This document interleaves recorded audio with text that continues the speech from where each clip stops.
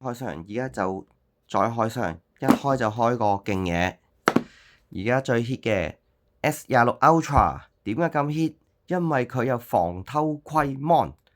係啦，咁買 S26 Ultra 就有乜嘢送呢？mon 貼，跟住一堆嘢上嗰啲 Samsung 嗰度啦，有呢個無線插電，聽講咩25W 30W嗰啲嚟嘅，係25W OK。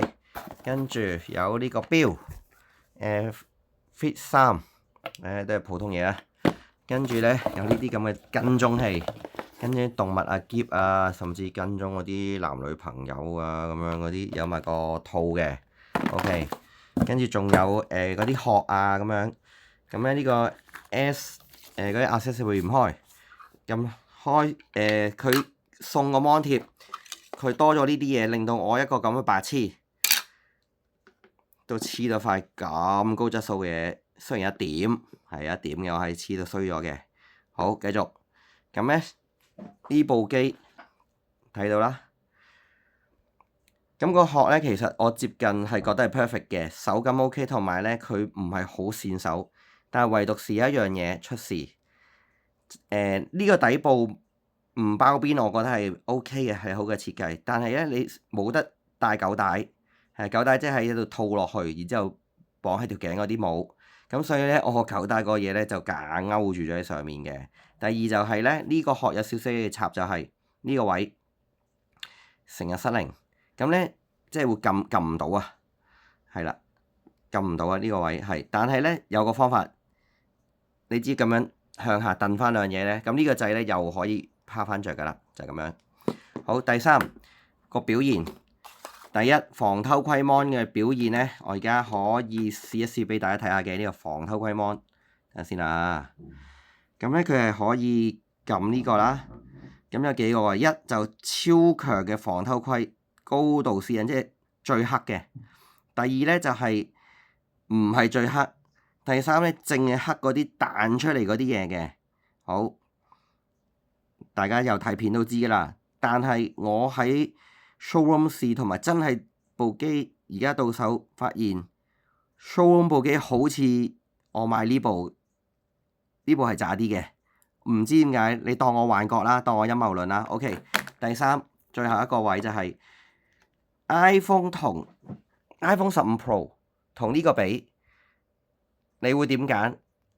坦白講啊嚇，佢個防偷窺 mon 嗰啲咁嘅 AI 咧係好啲嘅，即係啲軟件好啲嘅。但係整體設計上咧，iPhone 係就手好多。咁第一啲掣係好撳啲，第二呢個 Dynamic Island 係有用嘅。第三就係呢個咁嘅掣都係好有用嘅。呢三樣嘢全部冇，同埋16同17都會有呢個影相鍵，但呢度啲掣全部都唔好用。仲有，當你電話響嘅時候，我右手噶啦，我想撳個電話咧，係爭啲跌咗部機嘅，單手撳唔到。如果佢接聽電話個位擺呢度就好好，但佢唔係。但 iPhone 仍然都係，無論 Pro 同 Pro Max 都係仍然可以單手操作到。最後。個喇叭質量我覺得係 iPhone 係大聲啲嘅，大致上係咁樣。咁如果俾我揀，仲有畫面嘅細膩度都係 iPhone 係細膩好多嘅。唔好睇 spec，用後嘅感覺，我自己發現 iPhone 15 Pro 仍然係優勝過 S26 Ultra 嘅。但係 S26 Ultra 就生性啦，有好多 AI 嘅嘢俾你用啦。仲有佢個 Siri 係好用過，佢咩 Brief 嗰啲垃雜嘢啊。係真係幫唔到幾多你手嘅，同埋侵權行為得好嚴重，係特別用 Samsung 個 Access 咧，你唔想用電話去登入係唔得嘅，佢逼你用嘅。你一用佢 AI 咧，差唔多係剝咗條褲俾佢睇咁滯㗎，你冇晒私隱嘅。咁 Apple 呢度咧係仍然係保留得好好，同埋 Apple 咧你 upgrade 咗，亦都可以 down 翻 grade 用翻舊版嘅，佢係所有 iOS 都係有嘅。但係而 Samsung 咧向咗前行咧，你唔使自己翻轉頭。所以咧，我自己一個用電話用咗咁耐，同埋幾有要求嘅人嚟計咧，iPhone 仍然係領先好多。但係 Samsung 咧個防偷窺 mon 同埋 AI 咧就真係贏晒㗎啦。仲有支筆未講，支筆都係贏晒嘅。嗰啲掣啊，好唔好撳嗰啲咧，流暢度全部都係 iPhone 贏㗎啦。完。